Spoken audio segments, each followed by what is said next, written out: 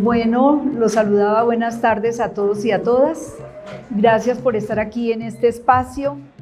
Realmente para mí es un honor estar acá, secundando unas ideas que fueron jalonadas desde un tiempo atrás por el profesor Páramo, por Ginette, que es también el espíritu de esta convocatoria, y por supuesto a los autores, a María, que cuando la escuché la primera vez referirse al libro, pues en verdad que lo impacta, uno lo conmueve y le deja una serie de inquietudes. Tener hoy el libro en nuestras manos, una sombra sobre toda la tierra, tiene un alto significado, no solamente para el centro editorial, quiero decirlo, sino para la Facultad de Ciencias Humanas y para la Universidad Nacional de Colombia. Yo solamente quisiera referirme a que, si bien es cierto, está pensado como un libro para los niños y las niñas, creo que es afortunado. Creo que con esto se cierra una deuda grande hacia los niños y las niñas de este país, que seguramente quieren reencontrarse también con la vorágine en otros lenguajes y en otros paisajes. Gracias, profesor Páramo, por haber pensado en los niños y las niñas. Pero yo considero, igual que señalaban los autores, que no solamente es un libro que está pensado y diseñado para niños y niñas, sino para cualquier tipo de lector que reciba semejante premio en sus manos. Cuando yo empiezo a abrir el libro, me impactó, porque uno quisiera de pronto encontrar también la última página, pero cuando encuentro un páramo, me generó muchas inquietudes, porque es pensar, como tal vez lo hablábamos con Ginette, un descenso desde los páramos de este país, que son únicos, con toda la biodiversidad que ellos incluyen en todo sentido, no solamente en la parte biofísica, y un descenso paulatino hasta que se llega a esa complejidad de selva. Entonces creo que nos encontramos, además de ser un álbum casi que perfecto, como se señala en el libro, cada página tiene un paisaje que se expresa allí, unos colores. Yo me imagino cuál es la reacción de un niño, de una niña, cuando abre esas primeras páginas. Pero además de encontrar esa belleza escénica en los paisajes, le genera a uno otro tipo de expresiones, en el sentido en que nos habla de los extractivismos. Hoy, un término que definitivamente nosotros analizamos, cuestionamos desde las diferentes disciplinas y particularmente de las ciencias humanas, pero también nos conmueve pensar que los extractivismos están desde tiempo atrás, desde esta magnífica obra de la vorágine, unos extractivismos que dan cuenta de los procesos de transformación tan profundos que ha tenido este territorio en el sentido más complejo del término, porque son extractivismos que también han llegado a hombres, mujeres, niños y niñas, pero un extractivismo que también después se convierte y nos habla de lo que es ese compromiso con una selva que ha sido transformada, incluso en contra de sus mismos ritmos o de los ritmos de la transformación que deviene en la naturaleza misma. Pero también nos deja finalmente, y ahí es donde yo quisiera concluir, que nos deja allí un mensaje de compromiso muy fuerte, sobre todo para estas nuevas generaciones. No podríamos pensar estos territorios que habitamos sin pensar en ese nexo que tienen con esos diferentes paisajes que encontramos. Es imposible desatar esos vínculos profundos que se dan en una geografía como la nuestra, entre el páramo hasta la selva. Y hoy diríamos que no es solamente para el país, sino para América Latina y para el planeta. Creo que esta obra les deja un mensaje y un compromiso grande a los niños, las niñas y los jóvenes. Finalmente, agradecemos desde la Facultad de Ciencias Humanas de la Universidad Nacional al Fondo de Cultura que nos acoge en estos espacios tan hermosos para llegar a recrearnos con estas obras que hoy se presentan. Pero por supuesto a Babel un agradecimiento enorme. Cuando se termina una obra como esta, uno comprende y valora la importancia de las estrategias y las sinergias. Sin duda Babel, con una experiencia de años en la producción para niños, creo que nos dejó un aprendizaje grande.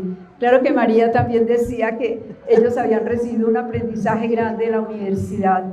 Entonces, gracias a Babel, al espíritu de María, por supuesto a los autores, y gracias Ginette, gracias profesor Páramo. Es el abrazo desde la Facultad de Ciencias Humanas y buenas tardes para todos y todas.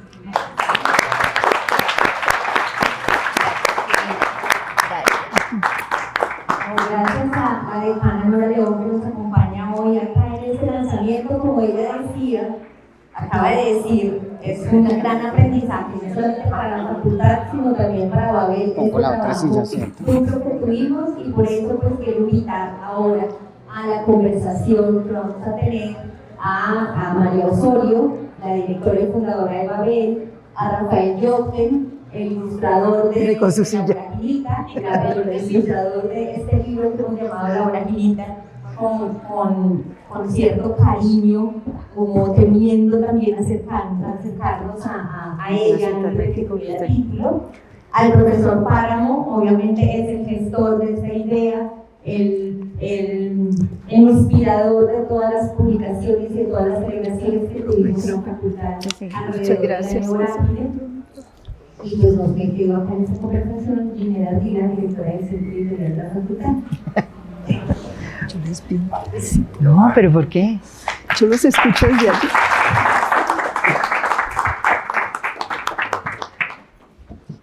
Bueno, vamos a hablar un poco acerca de cómo fue que nos metimos en este experimento de hacer una versión o un libro álbum inspirado en La Vorágine. No está aquí hoy el otro autor, hay que mencionarlo obviamente porque es el culpable de alguna manera del guión que tiene este libro, que es Jairo Buitrago.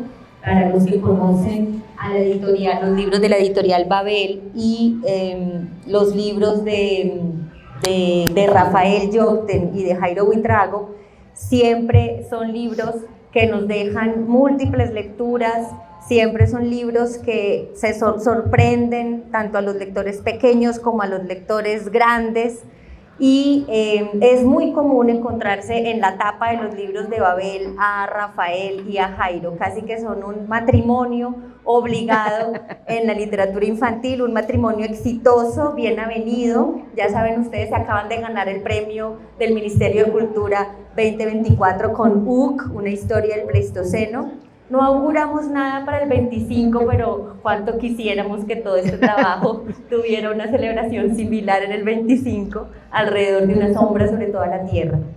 Pues les vamos a contar un poco cómo fue que empezó esto. No sé quién quiere empezar, no tenemos un guión, así como no empezamos con un guión muy claro el proyecto original, así que quien quiera comenzar. Siempre me mandan a mí al agua de primera, a la que metieron al agua este par, porque nosotros, la verdad, un libro infantil, aunque parezca una cosa tan sencilla, parece como un texto tan corto, tan pocas páginas, es uno de los oficios más complejos y más difíciles que hacer. Un libro en Babel, el último que hicimos, el que ganó el Premio Nacional, que es estuvimos 4 años trabajando. Entonces cuando... Estuve 4 años trabajando. Estuvo 4 años él dibujando y todos los demás trabajando. Dice, porque, bueno, esa es otra historia, pero de todas maneras cuando nos propusieron, o sea, era absolutamente tentador. O sea, ¿cómo decir que no a semejante oportunidad? No sabíamos en lo que estábamos metiéndonos, porque por nosotros hacemos un trabajo ordenado, que quiere decir, empezamos con un texto de Jairo, después hacemos unos bocetos, nos ponemos de acuerdo en cómo va a trabajar Rafael y cómo va a dibujar, después hacemos un derrotero de toda la obra completa y recién en ese momento empezamos el trabajo. Pero esta vez hicimos todo el tiempo. Leímos La Vorágine y todas las vorágines alrededor, todo lo que se produjo alrededor, hicimos el guión se desconectaba de la imagen se desconectaba del guión, todo lo que puede pasar en pero bueno, tuvimos el apoyo de estos dos, de Carlos Páramo y de Ginette, que sin ellos no nos hubiéramos nunca atrevido, no nos hubiéramos puesto nunca de acuerdo. Claro, nunca se nos habría ocurrido en un año hacer una adaptación, o sea, lo que sea, una lectura sobre la vorágine, porque la guía que ustedes nos dieron también fue fundamental. Bueno, y también ese guión, agradezco mucho a Jairo, que no está acá con nosotros, porque realmente esa idea, esa semilla que él plantea en este libro, creo que fue la que permitió también que pudiéramos desarrollar esa primera idea que tiene él. Cuando lean el libro ya van a ver qué es lo que digo de esta semilla, y que permitió que pudiéramos empezar también a hacer el guión, a hacer las ilustraciones, a empezar esa charla que semana tras semana nos la dimos todos. La otra cosa última que quería decir es que el susto más grande que teníamos es cómo va a haber la Facultad de Ciencias Humanas un libro para niños. Esa era nuestra principal preocupación. O sea, por lo general el mundo del libro para niños está por un lado sobrevalorado y por el otro lado subestimado. Sí, se piensa que es una cosa muy sencilla, que es muy fácil, que se hace muy rápidamente. Y teníamos mucho miedo de que fuéramos a proponer algo que no nos entendieran, y pasó exactamente todo lo contrario. Nos dieron ánimo, nos impulsaron y nos hicieron ser lo complejos que logramos. No, quisiera, muy buenas tardes para todas y todos, sumarme al espíritu de lo que nos comparten María y Rafael, que ya de manera tan bella y generosa asentó la señora decana Nora León en sus palabras iniciales. Y es que, no sé, hay algo particular en torno a la vorágine en este centenario, que aparte de muchos otros enigmas felices que surgieron este año, ha sido el de que casi que en obediencia al espíritu original de la obra y lo que contiene, ha dado pie para aventuras muy locas, y para aventuras muy locas y muy fructíferas. Y la verdad fue que yo quisiera hacer un reconocimiento público a la profesora Jimena Pachón, gran antropóloga y gran historiadora de la niñez en Colombia, que un buen día durante un café, cuando estábamos arrancando como la planeación de las distintas actividades en torno a la conmemoración del año vorágine en la Universidad Nacional y desde la Facultad de Ciencias Humanas, me dijo: Carlos, ¿y por qué no una edición para niños? Ella fue la verdadera culpable. Y a partir de ahí, evidentemente, la idea nos fue sonando mucho. También voy a hacer una infidencia cuando se lo comenté a Ginette al principio. Yo dije, no, es una locura, eso no lo podemos hacer, no podemos hacer una vorágine. Más o menos en agosto, el profesor Páramo dijo, bueno, y tú, además de hacer la vorágine de primera edición, que ya que nos fue tan bien, ya que esto está saliendo tan bien, ¿por qué no hacemos, como dice la profesora Jimena Pachón, una edición para niños y niñas? Y después de reponerse el primer shock, Ginette tuvo la brillante idea de que trabajáramos con Mabel. No, es que nadie más podía haberlo hecho, o sea, nosotros no lo podíamos hacer.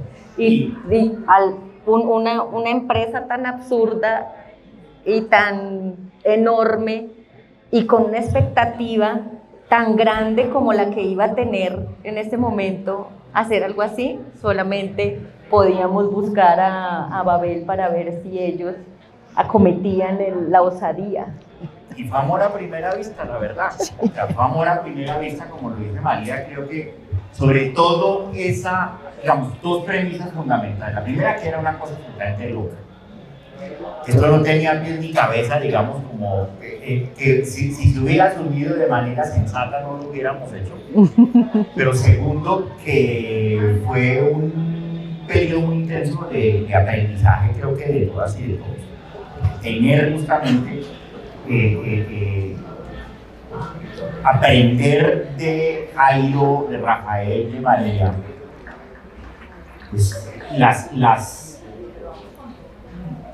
condiciones del lenguaje que por naturaleza les pueden resultar tan absolutamente ajenas al trabajo que habitualmente se adelanta desde una facultad de educación superior y que evidentemente, aun cuando esto no es necesariamente el orden ideal de las cosas, se proyecta evidentemente hacia el público que interpela en la universidad prioritariamente, que son mayores de edad. Pero evidentemente aquí interesaba era justamente, primero, pensar en que la vorágine tenía por qué ser también algo que interpelara a poblaciones más jóvenes, dada su enorme contemporaneidad en algunos asuntos por los cuales atraviesan miles y miles de niñas y niños en el país, en América Latina y en el mundo. Pero que asimismo recobrar algo que a veces se nos pierde en las lecturas demasiado juiciosas o políticas o académicas de la vorágine, y es el sentido de la aventura. Y yo quisiera mucho insistir en que sigue teniendo un componente llamado la aventura de descubrimiento, así sea descubrimiento con algo que a veces puede ser enormemente duro y brutal, que valía la pena también tratar de poner a escala. Y yo creo que lo maravilloso de este proyecto fue que justamente el hecho de que le diéramos alas completamente a Rafael, a Jairo y a María, que nos dejáramos también enseñar en ese lenguaje, pues logró que hubiera una apropiación y un producto absolutamente original. Yo quisiera también invitar a que este texto se lea, no, es decir, es evidentemente es una muy bella lectura de la vorágine, pero no es una reducción de la historia de la vorágine para niñas y niños. No se trata de una especie de vorágine deshidratada, inconvenientemente depurada, de información no apta para menores de edad, no.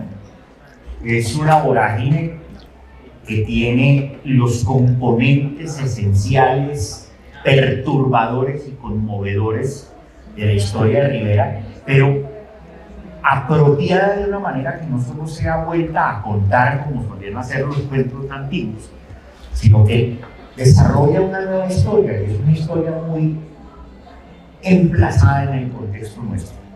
Y yo creo que es la forma más inteligente posible de poder invitar a la lectura de la vorágine, y era hacer algo que derivara de una voz original y una voz propia, que es la voz evidentemente de Jairo, que es la voz de las bellas ilustraciones de Rafael, que tanto voces nos dieron inclusive cuando en momentos de crisis, cuando todavía tratábamos de enturar la identidad de los personajes, etc. Y bueno, nos contaba María que en un detrás de cámaras también maravilloso de todo el proceso.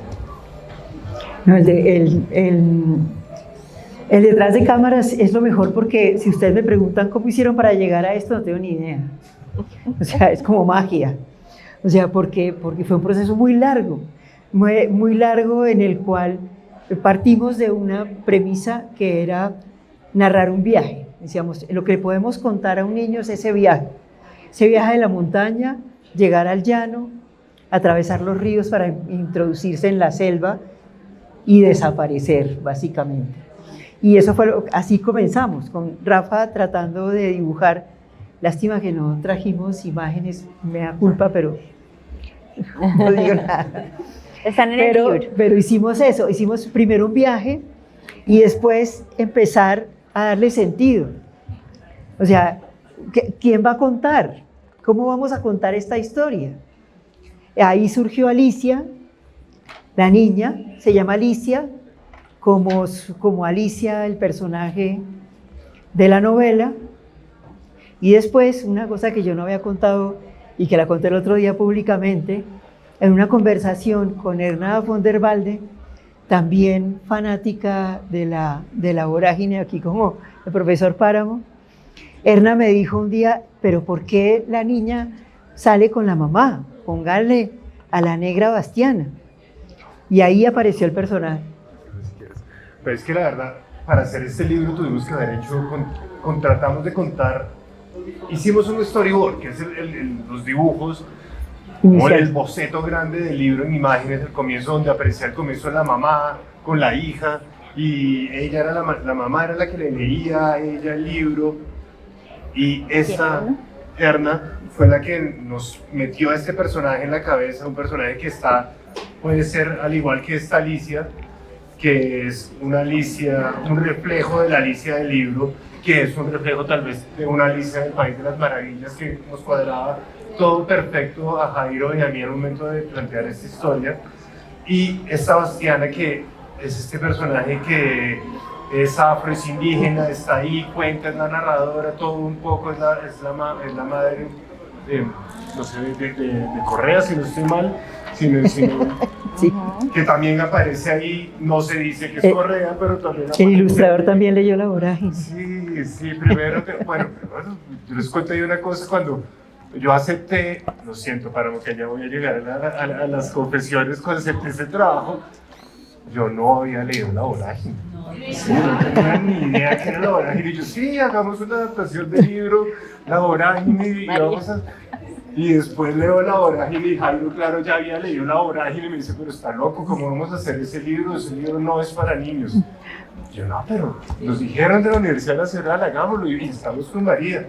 Y dije como, bueno, pero lea. Y ya, bueno, la leí y después dije, uy, ¿cómo hacemos esto? ¿Para qué? Yo no quiero hacer eso. Y ahí empezó una serie de problemas físicos, porque claro, después de dibujar tanto, pues daba mucho estrés en un año tener que narrar esta historia, poder contar esta historia. Y pues realmente muchas gracias por ese apoyo a todos, porque una de las trabas que tuvimos, María y yo teníamos siempre unas grandes ambiciones y queremos siempre hacer exposiciones. Entonces, claro, La Vorágine, la gran obra, 100 años, vamos a hacer una exposición gigantesca. Ese libro lo empecé haciéndolo en unos lienzos, en unas maderas de 1,20 m por 60 centímetros en acrílico, que hice la primera y María me dijo, sí, vamos a hacer todas las imágenes en 1,20 m por 60 centímetros. Sí. Jairo y Carlos nos dijeron como, ajá, van a poder hacerlo, bueno, está bien, vamos a ver.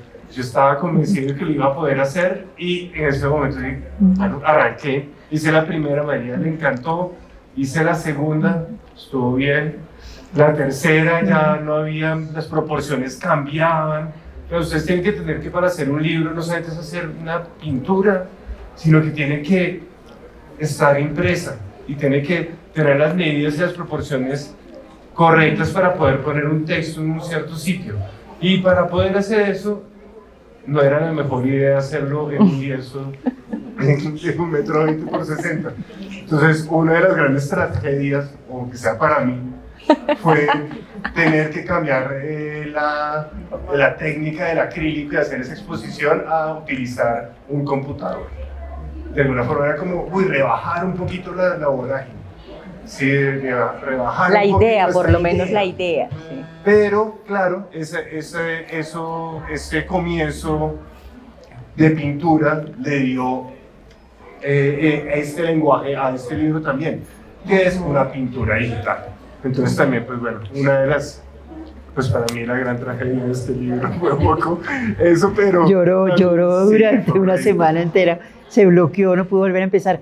Pero quiero decir, es que de todas maneras no es que uno sepa qué es todo lo que va, o sea, nosotros cuando hacemos un libro con Rafa y hacemos todo el boceto completo hasta el final para empezar a dibujar, esta vez uno no sabía qué iba a dibujar después. Hubo unas pinturas que tuvo que dibujarlas antes, es decir, dibujó el futuro y después le tocó devolverse para el pasado. Esa era... Pero el compromiso fue tal y el apoyo de la universidad fue tal que nos sentimos animadísimos para hacer semejante cosa. A mí me parece muy interesante que realmente lo que empezamos a planear fue cómo hacer que los jóvenes leyeran La Vorágine, los jóvenes de la universidad, los que la habíamos leído en el colegio y la habíamos odiado, Sí, en algún momento teníamos nuestra vorágine, primera edición, y empezamos a pensar, pero ¿cómo los vamos a convencer de que se olviden de esa mala lectura que hace uno a los 13 años, 14 años, sin guía, obligado, ¿no? Y de tanto darle vueltas a eso fue que un día terminamos pensando, hay que hacer una vorágine para niños y niñas, o sea, hay que quitarle a la vorágine todo ese peso que tiene encima la vorágine y que nos hace desconfiar tanto de ella. Y yo creo que fue en parte ese como el espíritu que motivó o por lo menos el entusiasmo que tuvimos con la idea de hacer una vorágine álbum ilustrado. Era no solamente, y por eso es importante insistir, como dijo la decana Nora León, no es un libro para niños y niñas, ojalá fuera un libro para los estudiantes de la universidad, ¿sí? Ojalá fuera un libro para los jóvenes que ahorita todavía le tienen miedo a meterse en la novela, que la vean a través de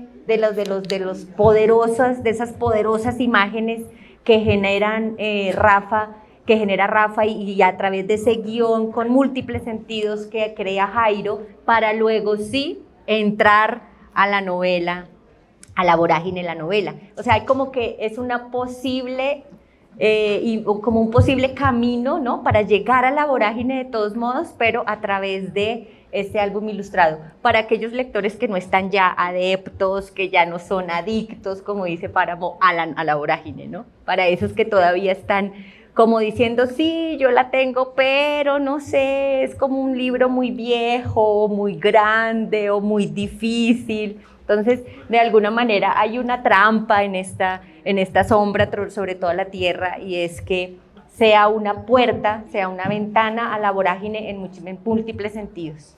Además, yo quisiera remarcar un asunto aquí entre lo que señalaban ya antes María, Rafael y Ginette.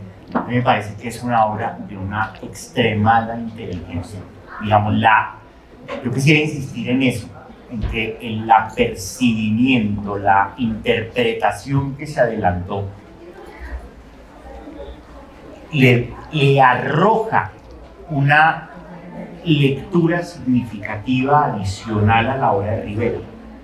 No la rebaja, sino que le arroja una lectura significativa, le da otra capa de sentido. Y yo creo que eso es un logro mayúsculo, si me permiten. Evidentemente, además, tanto más lo es porque es la urdimbre entre el texto, la ilustración y el objeto, ¿por qué no? Son esos tres elementos, es ese elemento también táctil, sensual, bello del objeto, que permite tener un acercamiento distinto. Y es un acercamiento que, insisto, yo creo que aquí la cuestión también de los afectos y de querer dejarse llevar, que en una buena medida es también la vorágine, para bien o para mal, funcionó muy bien, porque la primera vez que Rafael nos trajo una de esas grandes tablas pintadas en acrílico, en cualquier caso, en ese momento creo que capturó inmediatamente lo que queríamos. Y no teníamos expectativa de nada en concreto.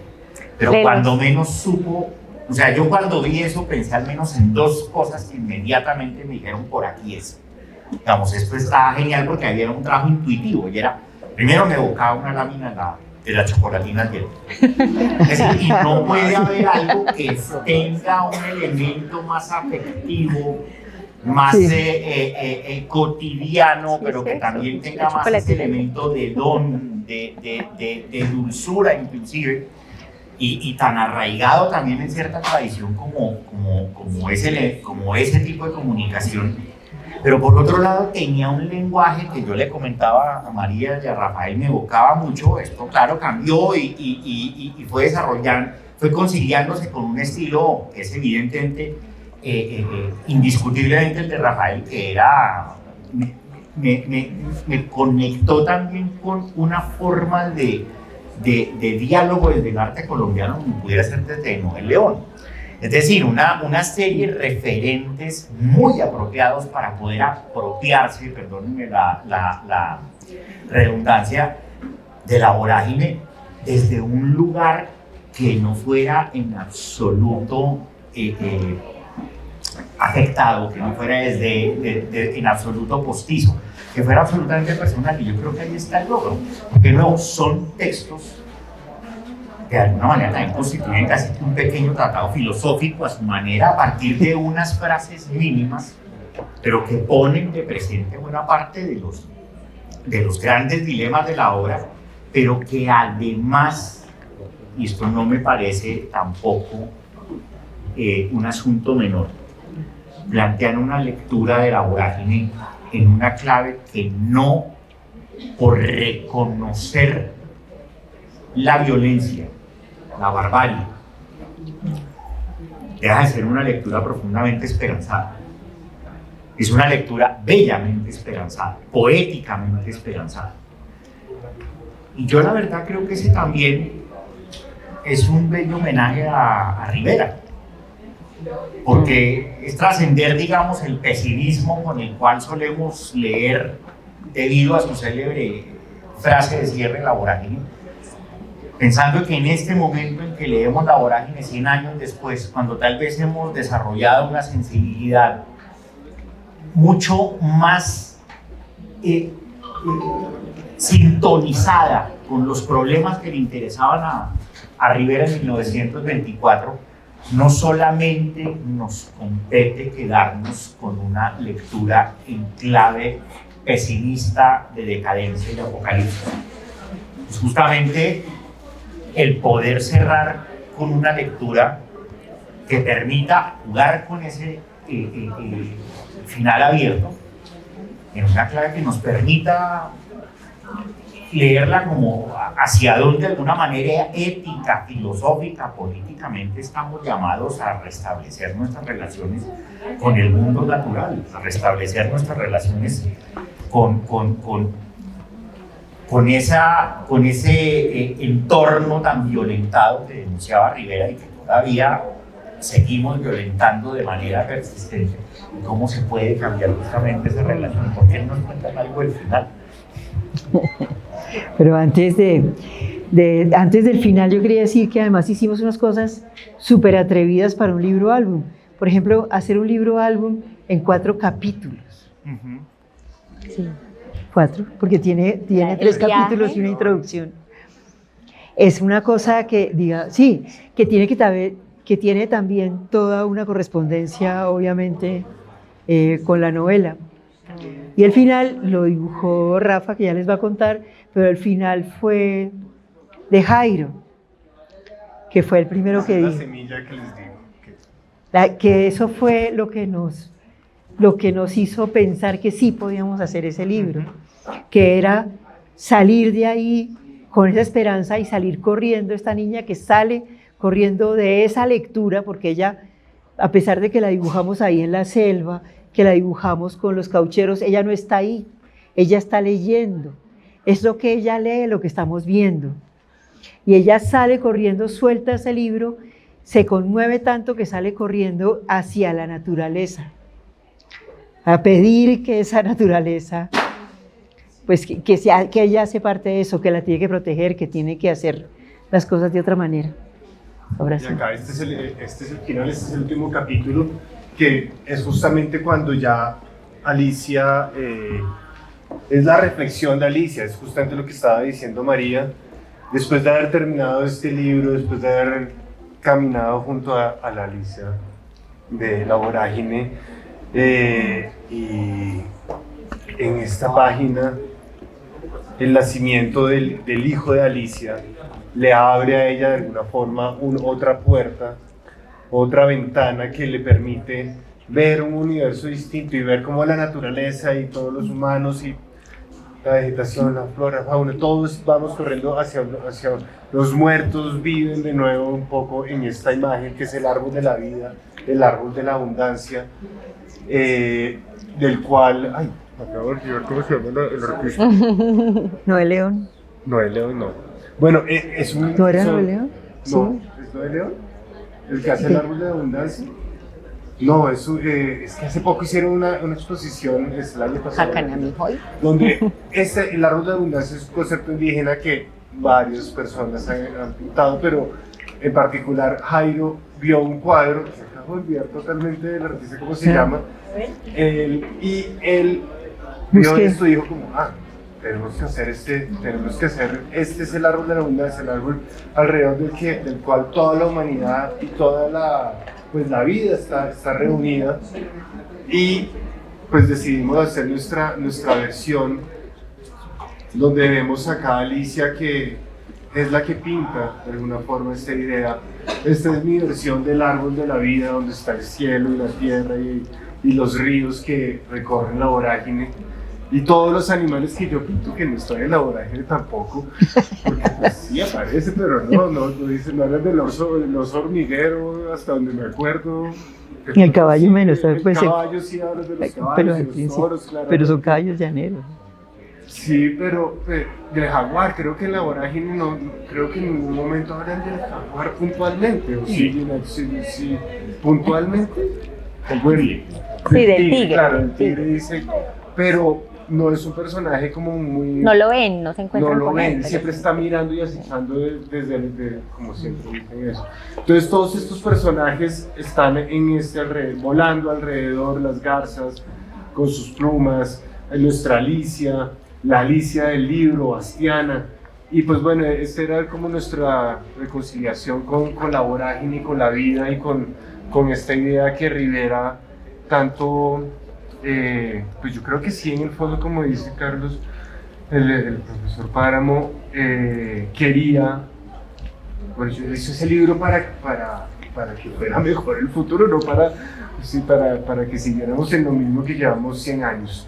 Entonces, pues bueno, creo que nosotros también queremos hacer lo mismo, queremos hacer exactamente lo mismo, y ojalá que los chicos lo puedan ver y entender un poco alrededor de este libro, que es una sombra sobre toda la tierra, que no es la vorágine, es una sombra sobre toda la tierra, es otro libro. Cuando lo vean y sean los fanáticos de la vorágine, es otro libro, no es una adaptación de la vorágine. Sí, la sombra se vuelve cobijo al final, y así como él los devoró la selva, se vuelve a cómo se puede reencontrarse con la selva, cómo se reencuentran los personajes, o cómo se encuentran los personajes en la selva, con la selva, ¿no? No necesariamente era seguir el hilo de la interpretación, como ya había dicho el profe Páramo, que los devoró la selva significa murieron, ¿sí? No, se desaparecen para el mundo de la civilización, que se quedan en ese otro mundo, ¿no? Son absorbidos por ese otro mundo, pero ese final, como lo planteó Rivera, con el sietemesino recién nacido, si lo iba a matar, lo hubiera matado antes, si iba a matar a Alicia, lo hubiera matado antes, no hubiera dejado ese final abierto si no quedara la esperanza de que había algo más después de ese, ¿cuál es la última frase de Cova? En nombre de Dios. De ese en nombre de Dios que emite el protagonista. Pero no sé si usted quiere hablar un poco de pues como la simbología del árbol de la abundancia, porque yo creo que habría que meterle un poco más de carnita a este final escogido por los creadores. Abel Rodríguez. Abel Rodríguez. Ya, claro. No, a ver, una última glosa al respecto. Creo que lo fundamental ya se señaló, pero aparte de lo bello del planteamiento de Jairo y de Rafael, está ciertamente en el título. Es un título que proviene de Rivera, pero que no es de la vorágine, proviene de Tierra de Promisión. Pero la vorágine es una obra sombría, es una obra que paulatinamente es también un viaje hacia la penumbra, hacia una zona de oscuridad que es tanto la del personaje narrador Arturo Cova. Es una inmersión progresiva en el terror, en las profundidades de su conciencia y de su atribulada alma. Es un viaje al corazón de las tinieblas, y por eso se ha comparado tanto con el texto de Conrad, como evidentemente es en la espesura silvática. Pero aquí, al contrario, esa sombra se vuelve mucho más plástica y se vuelve a la larga mucho más abarcante, como la vida misma. Claro, es una sombra que empieza a cubrir también a Alicia y a Bastiana y a los personajes de la lectura de ambas, y que en algún momento constituye evidentemente unos lugares muy oscuros, y hay unas escenas muy oscuras, inclusive cromáticamente muy oscuras, muy dramáticas por lo mismo, pero que termina trascendiendo hacia una idea de oscuridad y de una sombra como cobija, de una suerte de gran noche protectora que evoca cuando menos los asuntos. Y uno es efectivamente la idea del árbol de la vida, que es una imagen que está constituida además por una familia significativa de mitos de muchos pueblos indoamericanos, particularmente amazónicos y orinoquenses, es decir, es una suerte de estambre donde prolifera la abundancia y donde la vida ocurre justamente porque la vida es una vida en riqueza, en abundancia, que tampoco nunca se desmadra, sino que se regula, como se regula un árbol, con los frutos que bota la tierra, que están bajo la tierra, que vuelven a germinar para producir otros tantos frutos, etc., sin nunca romperse el equilibrio. Pero es también una bella noche, que es la noche que inspira el ámbito de una maloca. Para muchas sociedades amazónicas, comenzando por las Tucano o las Huitoto, la maloca es el cosmos. Cuando se construye una maloca, se construye en pequeño un modelo a escala del cosmos. Y por su particular techumbre tan complejamente elaborada, todo el tiempo entran dramáticos haces de luz durante el día que reflejan pequeños huequitos en el techo en un ámbito que es evidentemente oscuro. La lectura desde este tipo de sensibilidades, que también el universo y la noche en sí misma pues demuestran la gran maloca. Y la noche no es, por sus estrellas particularmente numerosas en la noche amazónica, es que cada una de estos punticos blancos en el firmamento son también la entrada de la afuera dentro del ámbito de la maloca.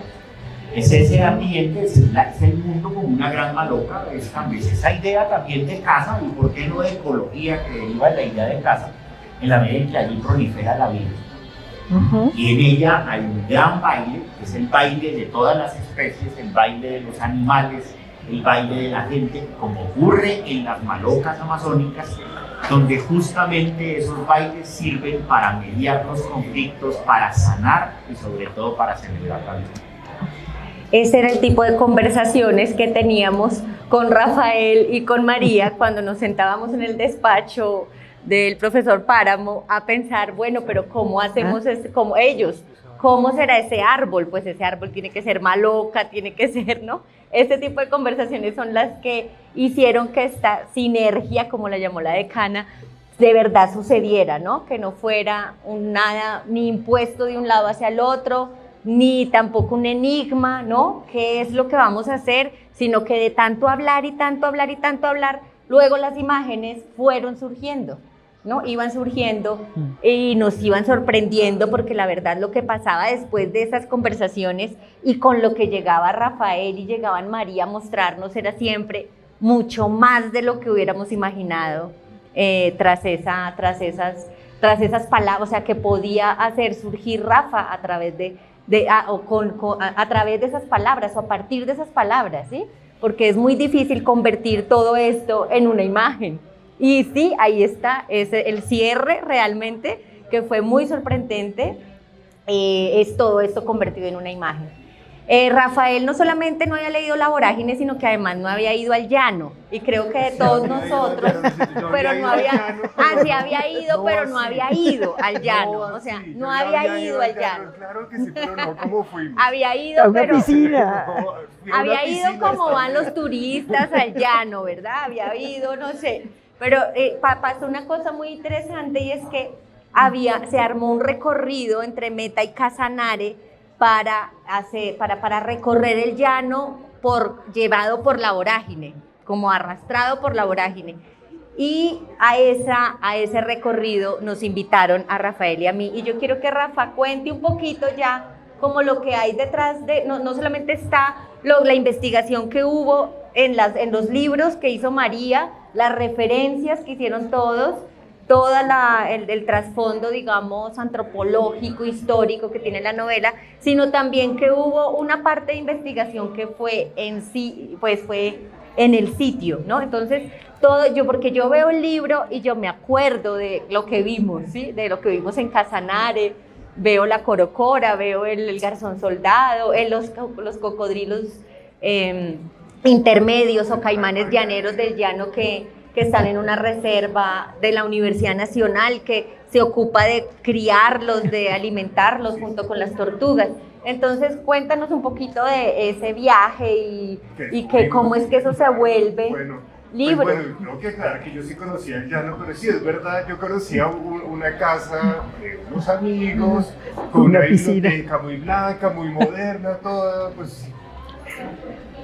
Casa que fue la primera que pinté cuando pinté lo que era la Amaporita. Entonces, claro, al momento de hacer el primer storyboard que hice, María... Bueno, era muy distinto todo esto. Era una chica bogotana que llegaba al llano, a una casa con biblioteca. Yo llegué en un momento a esa casa de vacaciones. A una biblioteca con casa. A una biblioteca de su abuelo antropólogo. Toda esta es la historia que era al comienzo. Y encontraba ahí la vorágine. Entonces yo había dibujado algo parecido y había, bueno, claro, María tenía una biblioteca de un padre, de un abuelo antropólogo en la cabeza muy distinta a la que yo tenía. Yo había visto la casa de un abuelo que no era antropólogo, pero que tenía su biblioteca con 3 libros y una mesita ahí. Y pues bueno, eso fue la que dibujé. Y era muy distinto a lo que vengo en este momento. Y sobre todo fue muy distinto cuando fui a este viaje, porque realmente me metí llano adentro, vi una cocina llanera que es la que ven acá, que fue la que ya conozco, pues tomé fotografías, y es realmente una cocina. Me estoy basando exactamente en un video que grabé de una casa, y trato de que sea exactamente esa casa que visitamos, en un sitio muy importante que es un cruce de ganado, de un ganado criollo, que no es el ganado cebú que conocemos normalmente, que es el blanco. Acá todo el mundo pareciera que sí, cebú porque tiene el morro, pero no es. Por eso yo busqué un toro de criollo, que es más o menos el que se manejaba acá en los llanos en esa época, hace 100 años.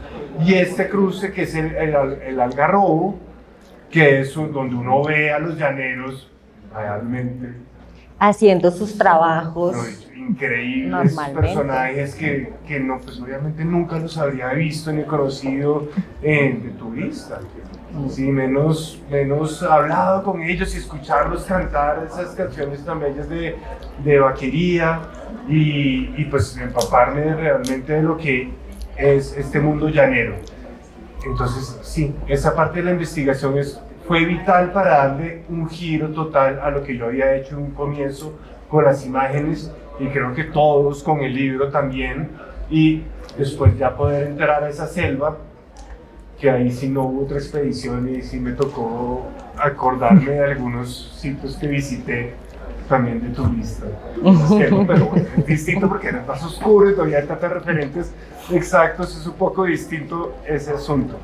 Pero bueno, ese fue el viaje, y hay algo muy importante, digamos, de los caimanes.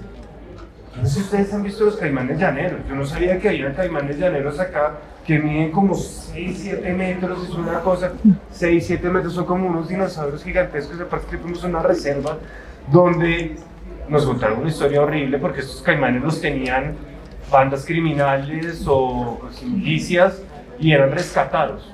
¿Para qué los tenían ellos? Ay, no. Imaginémonos ya. Entonces daba mucho miedo, daba realmente pavor. Entonces por eso de ahí surgió también esta escena de este caimán que quiere comerse a los perritos. Que eso es otra historia, los perritos. Que creo que esa es una historia que se la voy a dejar contar a María porque le encanta. Entonces, sí, ese viaje es vital para ver al momento de haber hecho este libro, porque como les digo, es un libro de aventuras, es un libro de la geografía colombiana, y el llano era muy importante en este comienzo. Entonces, pues bueno, gracias Ginette, gracias Renacional también por permitirme hacer este viaje y meterme en todos esos ríos con esa gente tan maravillosa, la verdad. Y no sé si vamos a hablar un poquito de los perritos. No sé. Quiere hablar de los perros. Bueno, en la vorágine los perros están ahí todo el tiempo. Tal vez uno cuando la lee no se fija tanto en el par de perros porque uno está leyendo otra cosa. Uno está leyendo ese drama, pero los perros siempre están ahí. Por eso, y además yo cuando la estaba leyendo, que sí, no era la primera vez, sino muchas veces antes la había leído, caí en cuenta de que mientras leía y veía que iba a pasar algo, tenía miedo por los perros. A mí me parecía que les iba a pasar algo, que no iban a llegar hasta el final de la novela. Entonces, por eso, cuando Rafa decidió ponerlos desde el principio, me pareció que también era otro guiño bonito a la novela.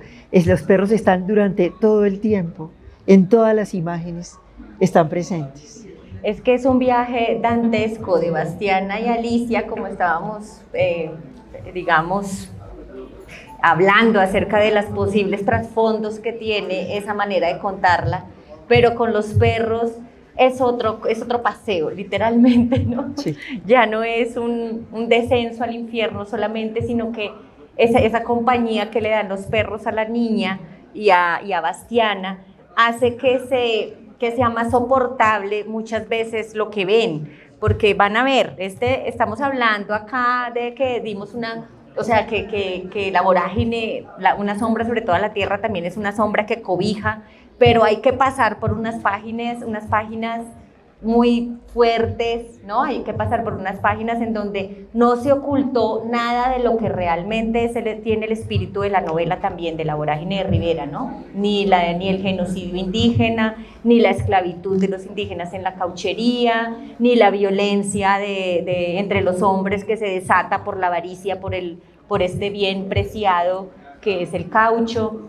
O sea, ni las pirañas que se acaban de comer a un ser humano, ni las tambochas que son el terror de todos en la novela, ¿sí? Entonces todo eso está, pero la presencia de los perros, al mismo tiempo que pasa con lo que dice María, y es que a veces da miedo por ellos, qué les va a pasar, no van a alcanzar a correr tanto como los otros, pero al revés también están ahí siempre acompañando y siempre como poniéndole una emoción distinta. Para mí esa doble página de Alicia tratando de salvar a los indígenas que están en fila yendo como para un barco en donde los van a llevar seguramente de una cauchería a otra, que ella los jala a uno y quiere salvémoslo, y la mirada del perrito que está ahí como desolado acompaña también la mirada de Bastiana, que también dice no podemos hacer nada. Ellas están leyendo el libro, ellas no pueden hacer nada, no están presentes realmente en el libro, ¿no? Pero toda esa duplicidad y esa simbología, digamos, de protección o de compasión, ¿no? Que agregan los perros, me parece que hace que sea más soportable todos esos pasajes violentos de la novela. Bueno, yo no sé, quisiera dejarle un poquito al público la oportunidad de que pregunte cualquier cosa que se le ocurra, 2 o 3 preguntas, tenemos todavía 15 minutos, si quieren usarlas para que Rafa conteste cosas que no se atreva a decir nunca fuera de este escenario. María, que como ustedes la oyeron hablar, ella está detrás de todos los proyectos de Babel, no es solamente una editora en este libro, María es también creadora en este libro, es artífice en este libro. Yo la vi hacer, no la vi pintar, pero sí la vi como ponerle el hombro todo el tiempo al proyecto, desde su concepto hasta su realización. Entonces, pues sí, aquí están. Con eso María sí me ha dibujado. Y yo a ratos me dijo, mira, haga esto así. La arquitecta entonces tiene una línea magnífica, entonces sabe exactamente lo que quiere. Entonces, a mí eso me intriga, porque al verlos, nunca los vi trabajar juntos, pero siempre sospeché que María estaba más presente en los bocetos. Claro que sí. Bueno, las preguntas son para ustedes, no sé, ¿alguien quiere interrogar a alguien acá? Yo tengo como una curiosidad, quisiera hacer un tipo de ejercicio ¿Le puedes pasar allá? Bueno, ya va a terminar de hablar. Es la curiosidad por si hiciera algún tipo de pilotaje o validación del texto y de las imágenes con niños y niñas, antes pues de la fundación. No, nunca hacemos eso. Nosotros pensamos que tenemos que ofrecerles a los niños. No partimos de sus expectativas, ni de sus miedos, ni de sus ideas, si nosotros les ofrecemos a ellos. O sea, el niño para nosotros no es, está en construcción, seguramente se va a convertir en un creador, pero en este momento nosotros le damos la oportunidad de que converse y se acerque. O sea, nunca, o sea, hemos hecho una validación. Me parece que la validación es algo que se hacía con los libros que se llevan a la escuela y con los libros comerciales, para que la gente que los vendía tuviera la certeza de que el niño lo entendía. O sea, que tuviera la certeza de que no tenía que quitarle nada o no tenía que agregarle nada. O sea, nosotros pensamos que el niño es lo suficientemente inteligente para entender o para preguntar si no entiende. Sin embargo, yo te voy a contar, porque evidentemente sí lo mostramos, ¿no? Sí lo mostramos de otra manera, no como validación. Lo mostramos a los niños que teníamos cerca. Le mostramos la idea, les contamos, les mostramos algunas de las imágenes. Y yo te puedo contar una anécdota. Una niña que está aquí presente dijo, este no es un libro para adultos de cristal. Este no es un libro para adultos de cristal porque van a temer que los leamos, ¿sí? Porque creen que todo nos traumatiza, creen que no podemos soportar nada. Entonces, no creo que les vaya muy bien, porque los papás no se lo van a dejar leer a los niños. Cosas como esa, ¿sí? Entonces, claro, al oírla pensamos, lo estamos haciendo bien. ¿Bien? Hola, solamente quería decir que es un libro para niños como yo. Yo quedé maravillado, que lo he leído y visto varias veces, me siento a verlo y otra vez anoche mismo volví a verlo y lo recorrí todo, me quedo en unas partes y hay algo, además de todo, muy real. Me encantó. Gracias. Gracias. No. Dice que Agradezco hacemos mucho ese libros para comentario niños de todas las edades.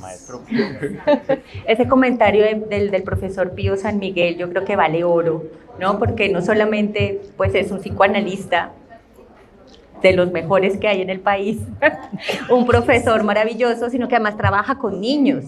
Su consultorio es con niños, entonces, o sea, no sabe cómo nos alegra esa primera lectura que acaba de darnos acá en público. ¿Otra pregunta? Por allá. Uy, agárrate. Me causa curiosidad cómo fue el concepto para llegar al final, ¿sí? Como, porque decidir ese no se lo devoró la selva, de la vorágine del texto final, plantearlo como lo plantearon ustedes en este gran árbol o valor que está diciendo ahorita el profesor, o incluso esta marcha de los animales, que es muy difícil, pues gráficamente, pero sí, me causa curiosidad cómo llegaron a decidir eso. No, francamente, creo que llegaron un día con la propuesta a una de las reuniones que teníamos y la idea nos pareció inmediatamente maravillosa. Sabíamos cómo no iba a terminar. Sí. Sabíamos que no queríamos el cierre ominoso pues, que solemos ubicar en nuestra lectura y que Rivera probablemente quería que fuera el cierre hace 100 años. Pero aquí el punto era que queríamos que fuera distinto, pero pues quienes nos guiaban eran el equipo de Babel, y cuando la idea empezó a cobrar forma, inmediatamente creo que todos nos alineamos dentro de esa misma idea, que le dimos muchas vueltas. Digamos, Claro, porque sabíamos que queríamos cambiar ese final o que ese final abierto No cambiarlo, sino... sí. fuera o completarlo o rellenarlo como queríamos, pero no sabíamos cómo hacerlo. Entonces creo que ese fue el consenso de cómo hacerlo tal vez se demoró bastante. No sé si llegamos, yo creo que fue un medio salto de fe también hacerlo, y al hacerlo y proponérselos a ustedes y darnos cuenta que de pronto funcionaba, y bueno, eso fue, yo creo que yo siempre tomo saltos de fe a ver si funcionan las ideas que tenemos. No sé, María, cómo lo vea, porque... Pasamos de la No, mano. yo creo que fue, realmente el primer momento fue Jairo. Jairo dijo, no los podemos dejar en la selva. Tendríamos que salir de ahí, tendríamos que salir hacia una esperanza, tendríamos que tener vida después de esto. Y después cuando ellos nos decían, claro, porque es que la novela realmente no termina mal, sino que no termina, está abierto ese final. Entonces podíamos darle un final y eso fue. Oye, es lo que yo quisiera también señalar. A ver, vuelvo a hacer los paralelos. Son paralelos que pueden ser eminentemente gratuitos y no se trata de justificar nada, pero era un poco conciliando con las dos intervenciones.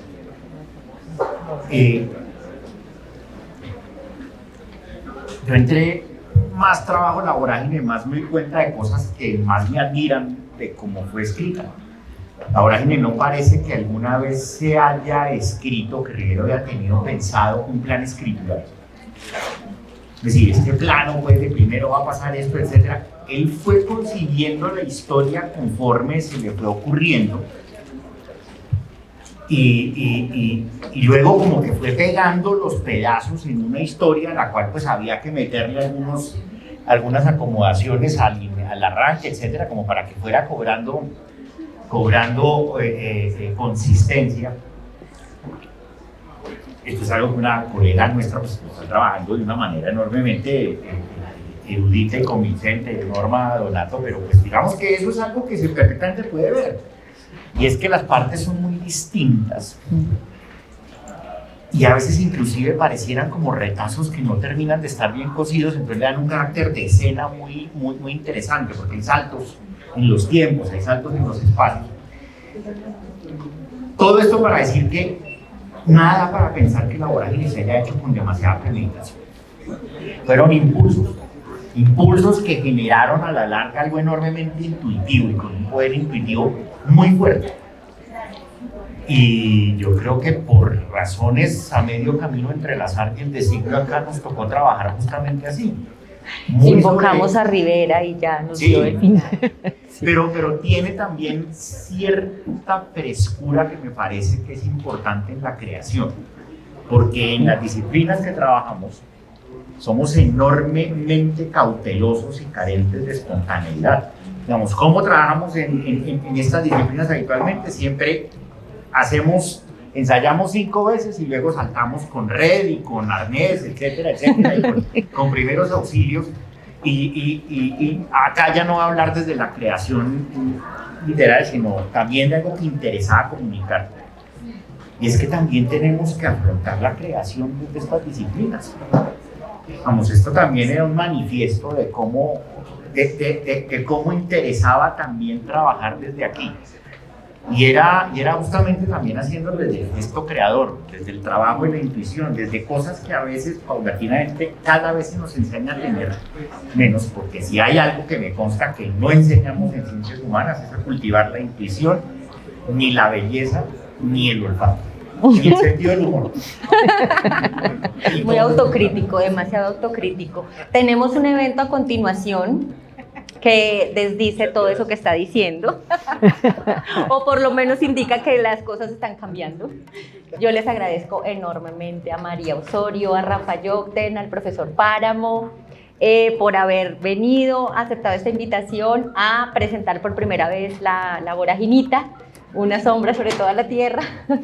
Les agradezco muchísimo a ustedes por habernos acompañado también en esta primera charla. Como ven, acá estamos improvisando, así como se toman las decisiones al final, se toman las decisiones aquí también en la conversación, pero siempre surgen las cosas mejor así, ¿no? Suceden mejor. Acabo de aprender 2 o 3 cosas en esta charla. Y pues nada, muchísimas gracias. No sé si se quieren despedir también. Los invitamos ahora.